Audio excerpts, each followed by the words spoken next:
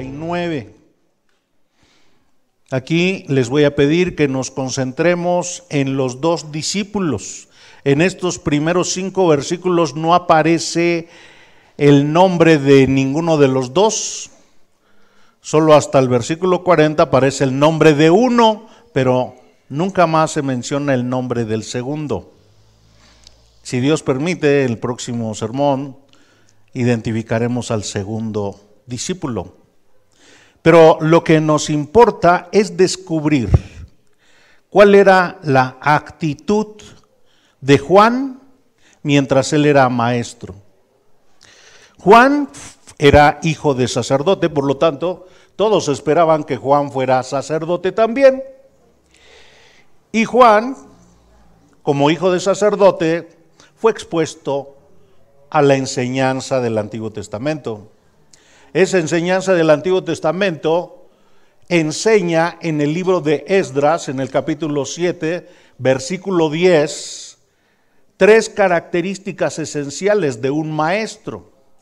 Un maestro de Israel debe ser una persona que inquiere la palabra de Dios, que inquiere, que investiga, que expulga la ley de Dios. En segundo lugar, que obedece, que viva, que practica la palabra de Dios. Y en tercer lugar, que le enseñe, que le enseñe. Qué importante es que en el caso de Juan el Bautista haya conocido el texto bíblico del Antiguo Testamento. Pero más importante, que lo haya estado viviendo. Que a través de su conducta hubiera el respaldo de lo que estaba enseñando, de lo que él decía. Cuando dijo por primera vez en el versículo 29, Jesús es el Cordero de Dios que quita el pecado del mundo, ¿lo habrá dicho con indiferencia? ¿Con dudas? ¿O lo habrá dicho con convicción? El texto dice que recibió el mensaje directo de parte de Dios. Dios le instruyó, le dio un mensaje para Israel. Habían pasado más de 400 años que el pueblo de Israel no había recibido ningún mensaje de parte de Dios porque los profetas se habían quedado callados porque Dios ya no les daba mensaje. Así que después de estos 400 años que se conoce en teología como los 400 años de silencio, el primero que empieza a hablar es Juan el Bautista. Y Juan el Bautista no solo tiene conocimiento de la ley de Dios, sino que lo más importante, vive la palabra de Dios. Al vivir, al proyectar en su práctica diaria, en sus actitudes, en su conducta, esas enseñanzas que provienen de Dios, eso le dio autoridad para enseñar.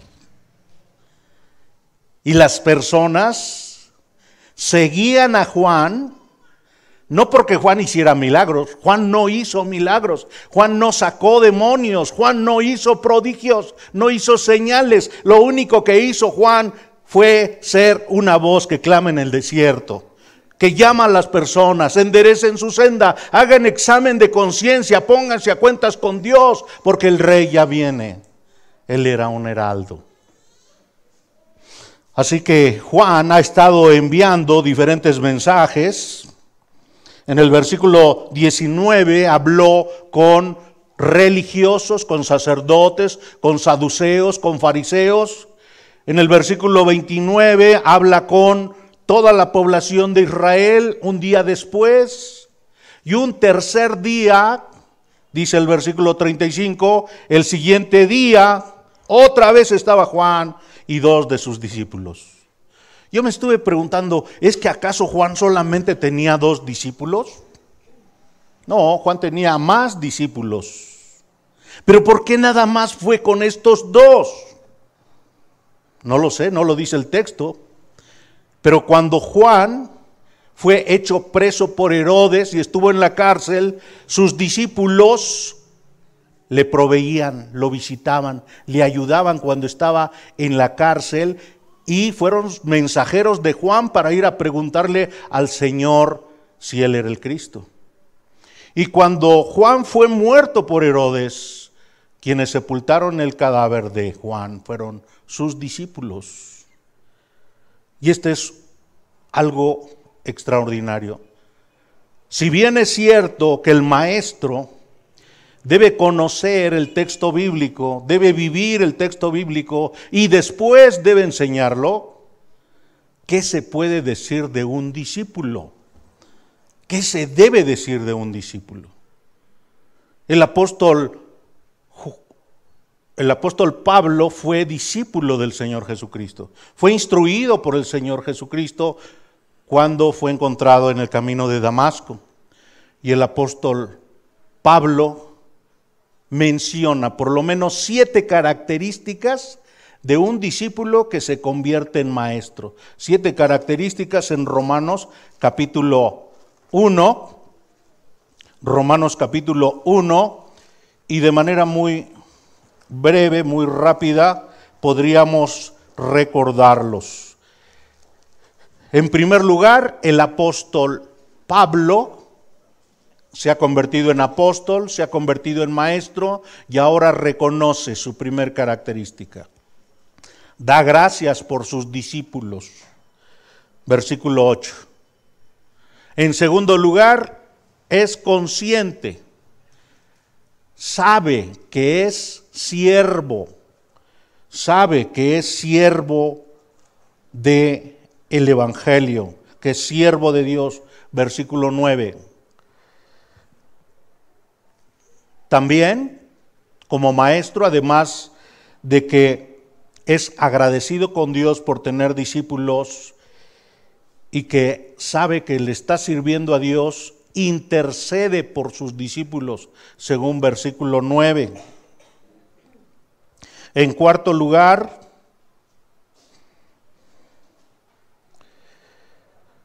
es un hombre que busca edificar a sus discípulos, según el versículo 11.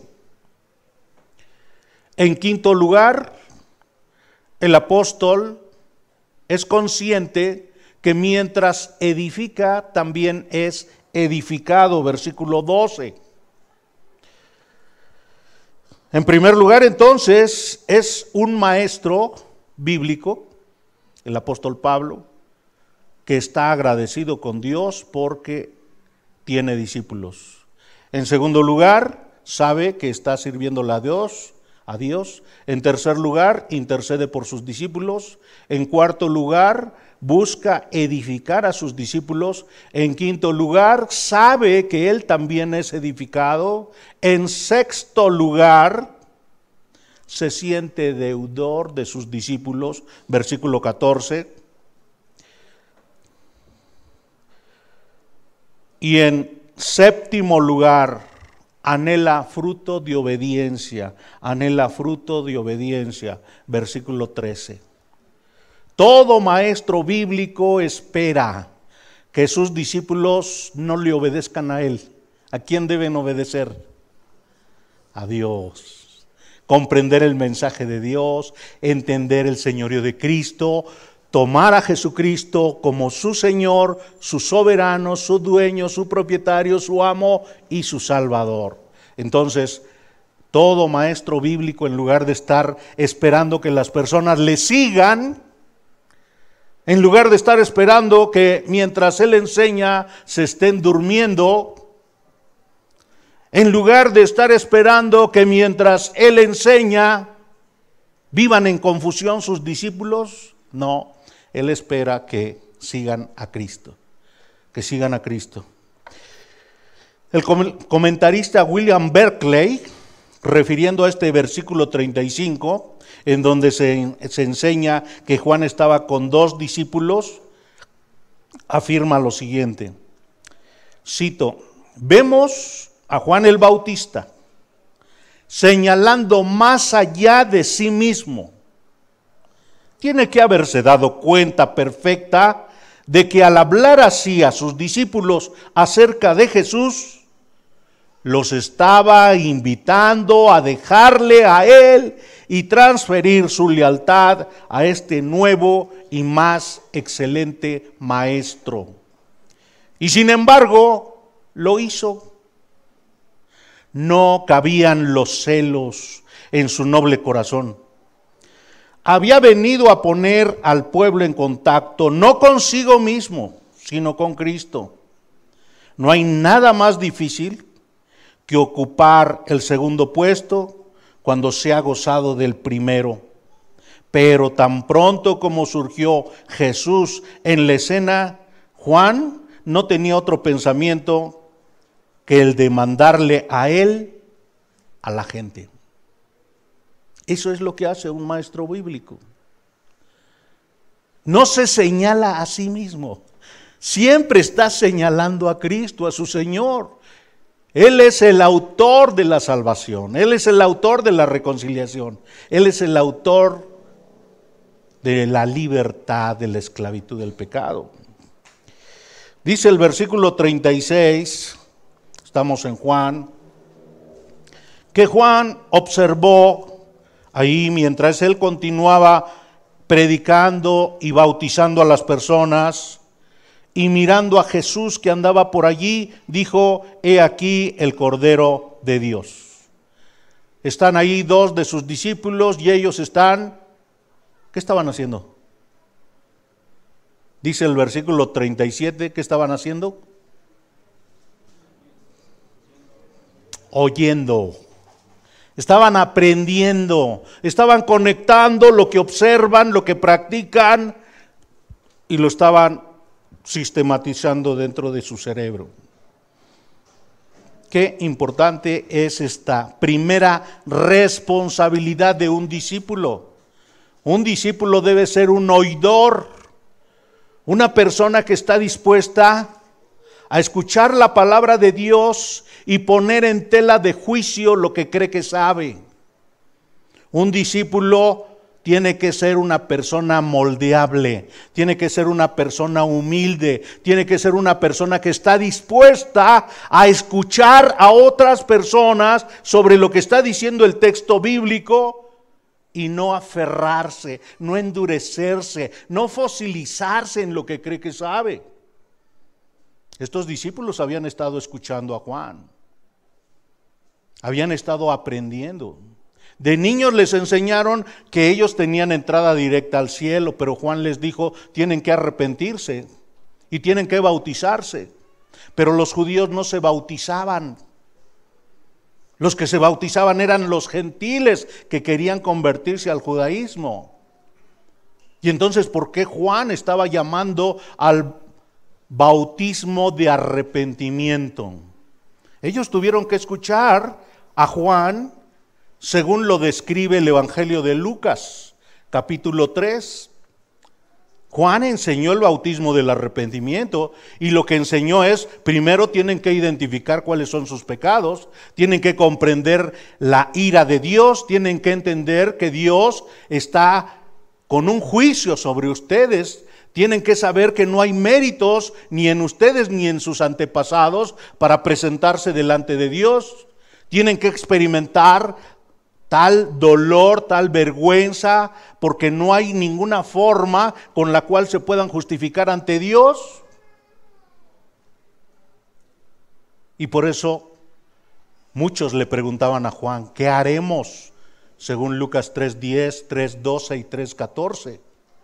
¿Qué haremos? ¿Qué haremos? ¿Qué haremos? ¿Por qué? Porque no hay ninguna esperanza de salvación en tus méritos, ni en los de tu familia, ni en ningún recurso humano.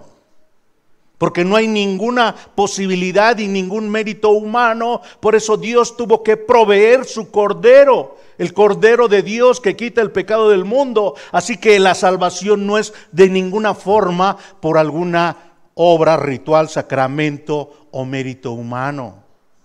Eso fue lo que enseñó Juan. Por eso su llamado fue: arrepiéntanse porque el reino de los cielos se ha acercado. Y ese fue el primer mensaje que envió el Señor Jesucristo también. Así que los discípulos tuvieron que comprender la doctrina que les parecía nueva y totalmente diferente a la que enseñaban los fariseos, los saduceos y los herodianos y todas las demás sectas. La primera actitud de un discípulo es querer oír a Dios. ¿Y para qué quiere oír a Dios? Para conocerlo, para comprenderlo, para saber su voluntad, para que sepa cuál es la opinión que Dios tiene con respecto de él. Versículo 37, le oyeron hablar los discípulos. ¿Y qué fue lo que hicieron? Dice allí, no solo se quedaron con un entendimiento intelectual, sino que ese entendimiento los obligó a una conducta, a una práctica, a seguir al Señor Jesucristo. Aquí la palabra seguir es la palabra akoloteusan. Akoloteusan aparece 77 veces en los evangelios y solamente una vez no se refiere a seguir a Jesús. En este texto de lo que se está refiriendo es que por una ocasión y de una manera concreta y en un tiempo concreto siguieron a Jesús. Fue un acto en donde ellos todavía no comprendían lo que significaba todo el seguir a Jesús. Simplemente físicamente empezaron a caminar atrás del Señor Jesucristo. Pero esta palabra, a medida que va progresando el Evangelio, va teniendo un significado todavía más completo.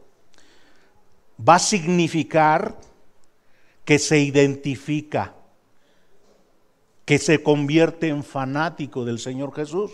Seguir significa entender su pensamiento, entender sus juicios, entender su programa, entender sus planes, comprometerse con Él.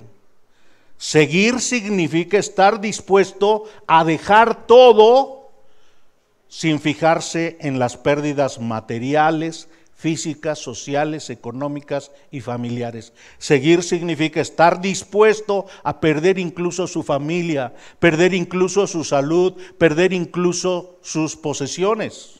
Pero en el caso de aquí, de este texto, solo significa que los discípulos oyeron a su maestro Juan y empezaron a caminar atrás del Señor Jesucristo. Esta palabra también se utiliza cuando el Señor Jesús iba entrando a Jerusalén y la gente iba aclamando, Hosana al Hijo de David, bendito el que viene en el nombre del Señor, Hosana en las alturas. Esto es seguir a Cristo. Y bueno, estos hombres ya habían entendido, estos discípulos habían entendido, y esto es algo que nosotros también alcanzamos ahora a comprender. Es buena noticia saber que Jesús es el Cordero de Dios que quita el pecado del mundo. Es muy bueno saber que Jesús es Dios que tomó cuerpo humano. Es muy bueno saber que Jesús es Redentor, es Salvador, es Señor, es soberano, es el Creador de todo lo que existe y es sustentador. Es muy bueno eso. Pero falta lo más importante, la respuesta. Ya saben, ya tienen dentro de su inteligencia, pero ahora, ¿qué van a hacer con ese conocimiento? El Señor Jesucristo dijo que era necesario que le siguieran. Busque allá adelante en Juan capítulo 12, versículo 26. Quien desee ser siervo, quien desee ser esclavo de Cristo, debe seguirle y será apreciado y honrado por parte de Dios Padre. Esta es una exigencia de parte de Dios, seguir a Jesús. Juan capítulo 12, versículo 26. Si alguno me sirve, ¿qué dice allí? Sígame, y donde yo estuviere, allí también estará mi servidor. Si alguno me sirviere, mi Padre le honrará. Regresemos al capítulo 1. Observe el versículo 43. Aquí tenemos en toda esta sección del versículo 35 al 51 los primeros discípulos del Señor Jesús. los primeros discípulos del Señor Jesús. Y observe en el versículo 43, Juan 1:43, que el Señor llamó a Felipe. 1:43, el siguiente día quiso Jesús ir a Galilea y halló a Felipe y le dijo, vea eso, sígueme, sígueme. Bueno, aquí ya es un llamado a un ministerio. Es a estar las 24 horas del día con el Señor Jesús. Es dejar a su familia, es dejar su trabajo, es dejar sus posesiones, sus animalitos, si es que tenía. Algo semejante le sucedió a Mateo. Mateo era un cobrador de impuestos. Se estaba haciendo rico.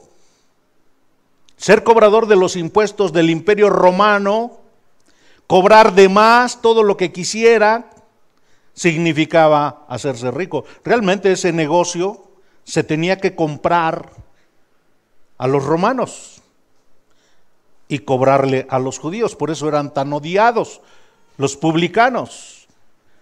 Pasó el Señor Jesús y vio a un publicano llamado Leví, que también es Mateo, sentado al banco de los tributos públicos, y le dijo, sígueme. Y dejándolo todo, se levantó y le siguió Mateo. Perdió su inversión, perdió su trabajo, perdió todo, dice el texto. Lucas capítulo 5, versículo 27 y 28. Realmente la exigencia del Señor Jesús es radical. No espera el Señor que alguien que ha escuchado su evangelio, su salvación, se quede sin una respuesta adecuada. El Señor quiere que le sigan todos los que le conocen. Él mencionó, mis ovejas oyen mi voz y yo las conozco y me siguen. Pero puede haber una respuesta equivocada, puede haber una respuesta diferente. ¿Usted se acuerda del joven rico? Está descrito en Marcos capítulo 10, versículo 21. Bueno, desde el 17, pero me interesa que veamos el 21. Allí un joven que busca la vida eterna, que busca la salvación, que busca el reino de los cielos, sabe que el Señor Jesucristo tiene la solución. Pero cuando el Señor Jesús le dice, sígueme, este joven no da la respuesta adecuada, da una respuesta inadecuada. Observe Marcos capítulo 10, versículo 21. Entonces Jesús, ¿qué dice allí? Le amó, no buscaba su mal. Mirándole, le amó y le dijo, una cosa te falta, anda, vende todo lo que tienes y dalo a los pobres y tendrás tesoro en el cielo. Y ven, ahí está la palabra que nos importa, sígueme tomando tu cruz. Pero él, el joven rico, afligido por estas palabras, vea lo que sucedió. Su respuesta fue que se fue, triste, porque tenía muchas posesiones. No quiso seguir al Señor Jesús, quiso seguir sus riquezas. Algunas personas así tienen que experimentar este desafío. En lugar de seguir el Evangelio de Cristo, en lugar de seguir lo que Cristo le manda, lo que Cristo le exige, prefieren seguir con su pecado. Prefieren continuar practicando lo que han estado practicando. Su desafío a Dios, su desobediencia a Dios, haciendo daño a las personas, haciéndose daño a sí mismo, ofendiendo a todo mundo. Mateo estuvo dispuesto a renunciar a su trabajo, a su riqueza. ¿Por qué? ¿Por qué? Estos discípulos de Juan, regresamos a Juan capítulo 1, estos discípulos de Juan estimaban a Juan, sí, eran leales. ¿Habían entendido el mensaje de Juan? Sí, lo habían entendido. ¿Estos discípulos de Juan habían sido moldeados por la enseñanza de Juan? Sí. Pero entendieron que su maestro les estaba dirigiendo.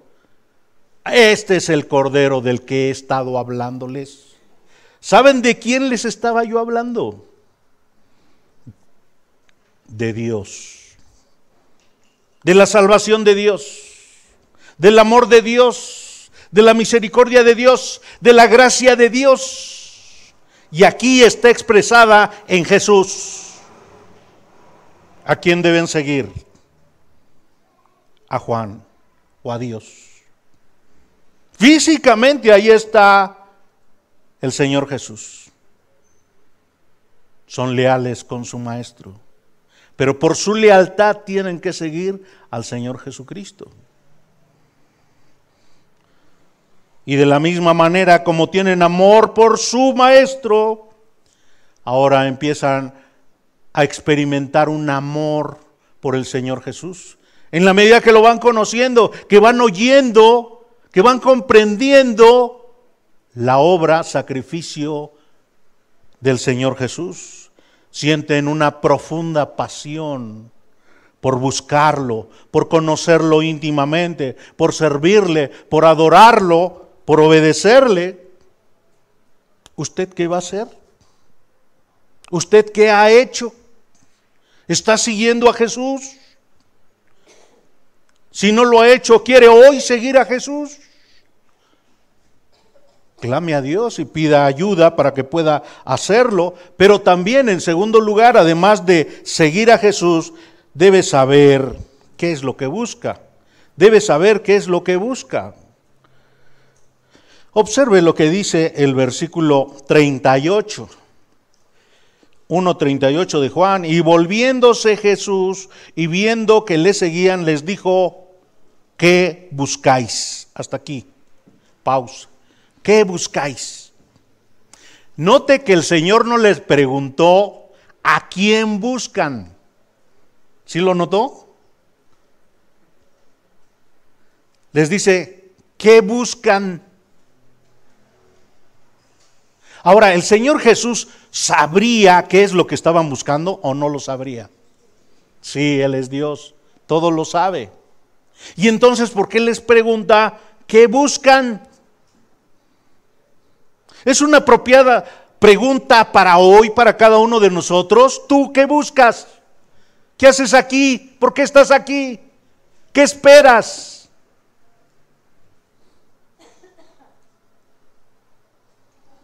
En lugar de que el Señor los felicitara, oigan, qué bueno, bien, vengan, los felicito, están siguiéndome y eso es bueno, los cuestiona.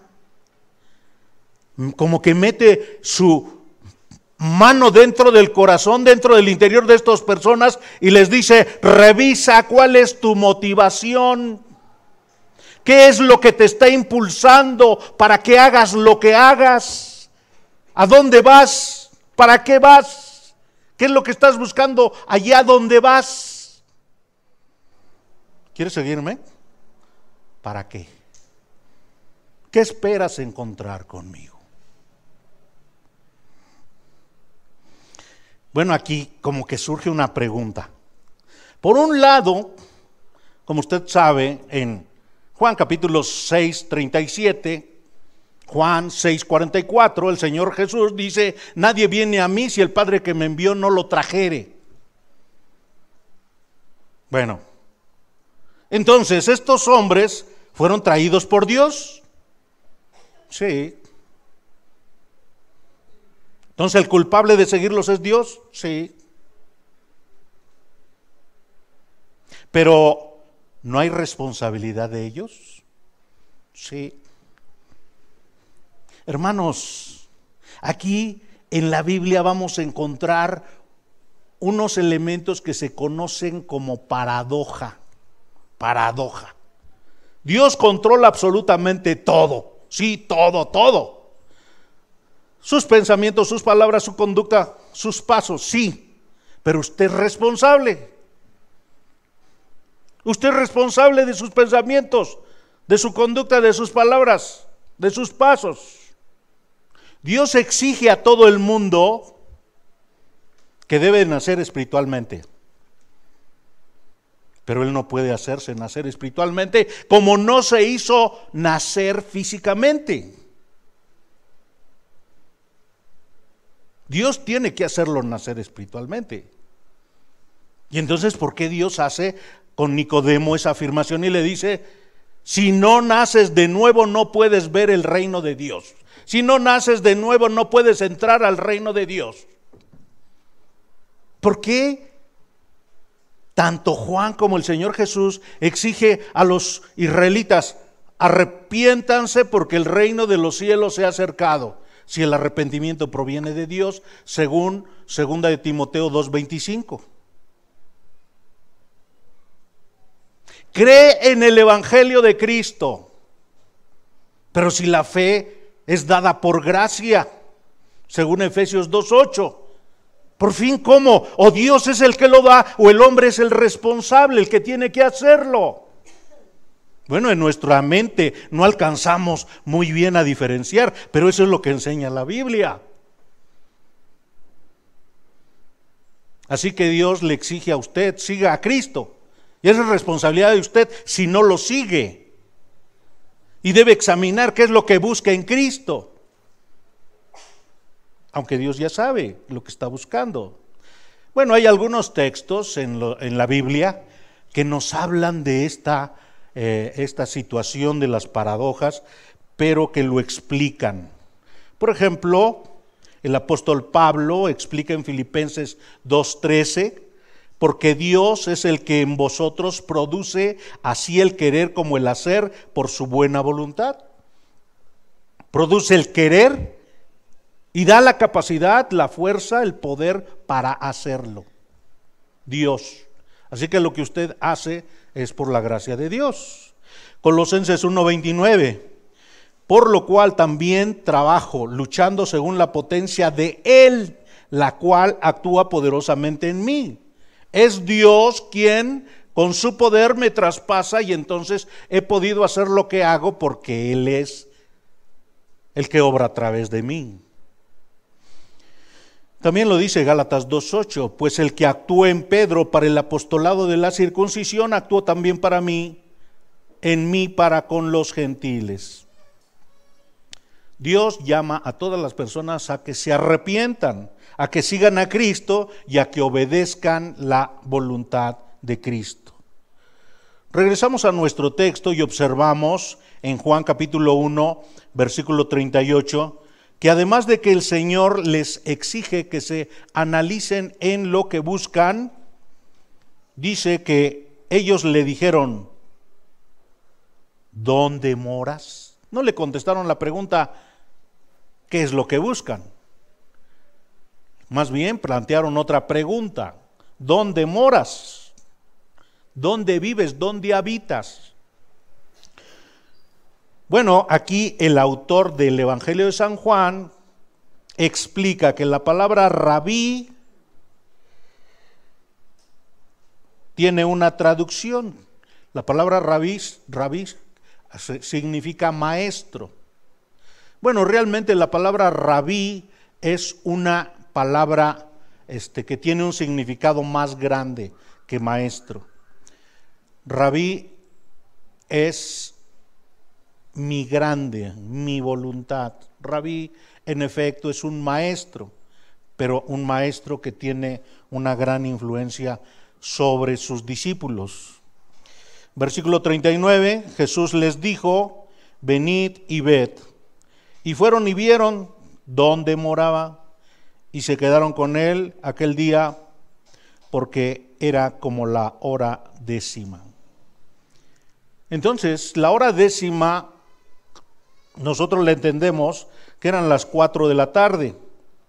Las 4 de la tarde, porque para el pensamiento judío el día empezaba a las 6 de la mañana y terminaba a las 6 de la tarde, y empezaba la noche a las 6 de la tarde y terminaba a las 6 de la mañana. Entonces se empezaba a contar a partir de las 6 de la mañana y la hora décima eran las 4 de la tarde. Cuando terminaba el día deberían de terminar las actividades, así que llegaron a la casa y dijeron, pues ya mejor nos quedamos aquí para ya no andar en la noche. En este caso, algunos comentaristas hacen algunas reflexiones y algunas relaciones porque no aparece el nombre del segundo discípulo de Juan. Solo el versículo 40 habla de Andrés, que es uno de los discípulos, pero del otro no se menciona. Sin embargo, la manera como está describiendo las cosas, pues son muy minuciosas. Dice, estábamos 2 discípulos y luego estos 2 discípulos siguieron al Señor y luego les hizo esta pregunta y luego eran las 4 de la tarde. ¿Quién puede saber la hora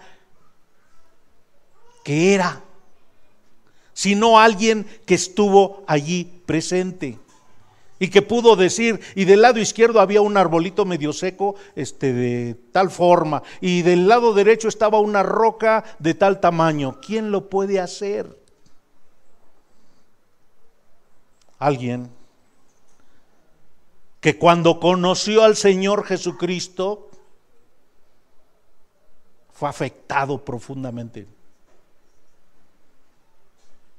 Así que, junto con los comentaristas, yo pienso que el segundo discípulo es el apóstol Juan. Pero qué interesante, ya lo hemos dicho, Juan nunca pone su nombre en su evangelio.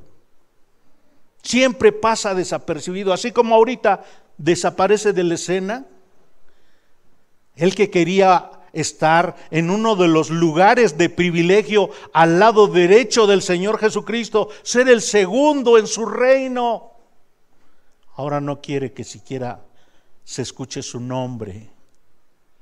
Eso es lo que experimenta alguien que ha sido tocado por el Señor Jesucristo.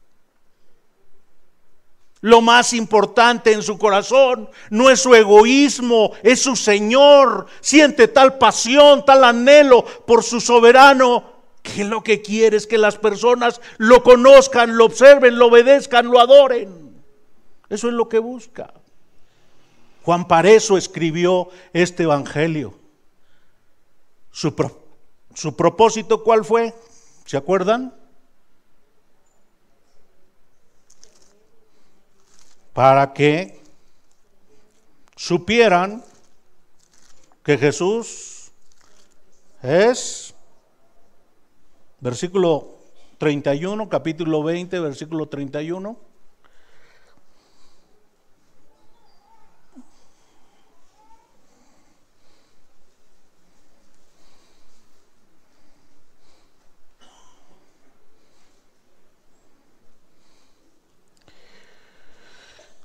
Estas cosas se han escrito para que creáis que Jesús es un hombre. Jesús, la palabra Jesús es una persona, un ser humano. Pero este ser humano es el Cristo, el ungido, el Mesías, el Redentor, el Salvador, el Hijo de Dios. En el pensamiento judío, Hijo de Dios significa ser semejante a Dios. El primer propósito para que sepan y crean que Jesús es Dios, y para que creyendo que Jesús, el ser humano, es Dios, creyendo, ¿qué cosa? Tengan vida eterna. Juan escribió su carta después del año 80, cuando todos los demás libros ya habían sido escritos. Y la finalidad que él persigue en todo su libro es que las personas se enfoquen en Jesucristo. El Señor Jesús dijo, puesto de pie, si alguno tiene sed, venga a mí y beba.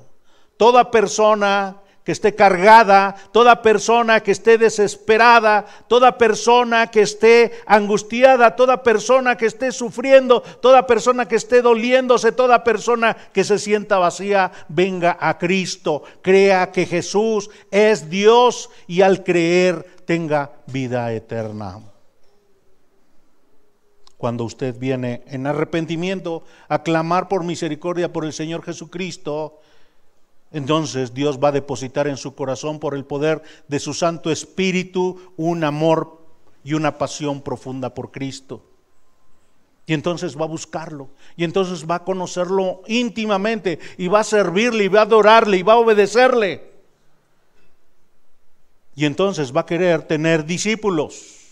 Entonces va a querer que sus hijos conozcan al Señor Jesucristo, va a querer que su esposa conozca al Señor Jesucristo, va a querer que sus familiares conozcan al Señor Jesucristo, porque el Señor Jesucristo es el propósito por el cual Dios puso corazón dentro del ser humano.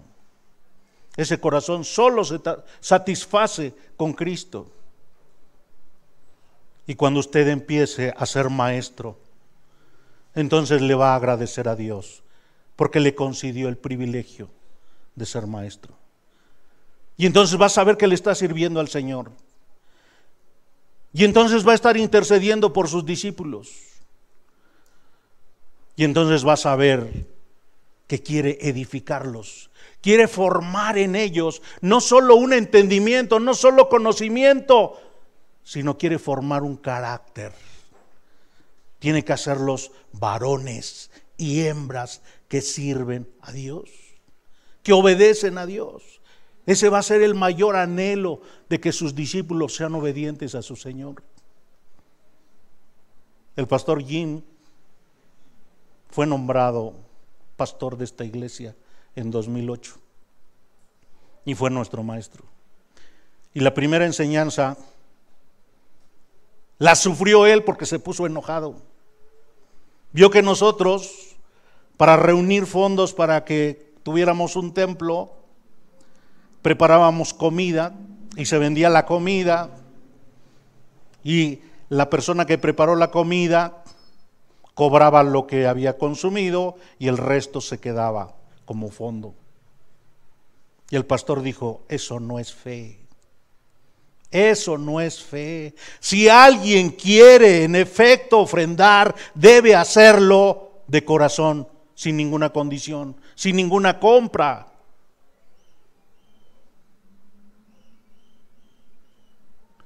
Pero para que me explicara eso, yo solamente vi que se enojó y se salió indignado con nuestra hermana Caroline, su esposa. Y tuve que preguntarle: ¿qué te pasa? ¿Qué viste? ¿Qué no te gustó? Ayúdame a comprenderte. Y ya me explicó. Y entonces lo enseñamos a la iglesia. Hay prácticas que pueden sonar bonitas, con buena intención, pero que no son bíblicas, no honran a Dios. Y debemos todos estar dispuestos a ser moldeados en nuestro entendimiento. Dios obró a través del pastor Jim.